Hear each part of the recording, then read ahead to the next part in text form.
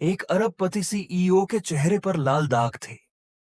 अपनी बीमारी ठीक कराने के लिए उसने एक ताओवादी पुजारिन से शादी कर ली, क्योंकि वह महिला असल में एक छुपी हुई छोटी सी चमत्कारी डॉक्टर थी। इसलिए उसके गुरु ने उसे अपनी मेडिकल स्किल सुधारने के लिए पहाड़ से नीचे आते समय उसने देखा कि कुछ गुंडे एक छोटे लड़के को परेशान कर रहे थे।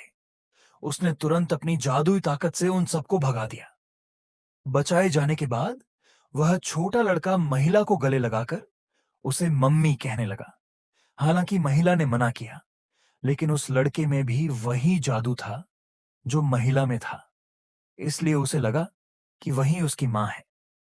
फिर उसने पीछे लगे एक ऊंची फीस वाले इलाज के नोटिस की ओर इशारा किया। उसने कहा कि महिला जो जादू में माहिर है। महिला को पता चला कि लड़के का पिता बहुत अमीर है, तो उसकी रुचि बढ़ गई। उसने $5,000 इनाम मांगा, लेकिन लड़के ने उसकी बात गलत समझ ली और कहा कि वह उसे बाद में $50 मिलियन देगा। जैसे ही उसने यह कहा, सीईओ वहां आ गया। यह सुनकर कि उसका बेटा महिला को $50 मिलियन देने की बात कर रहा है, सीईओ को लगा कि यह महिला बच्चे को धोखा दे रही है। उसके पिता ने गलत समझा है।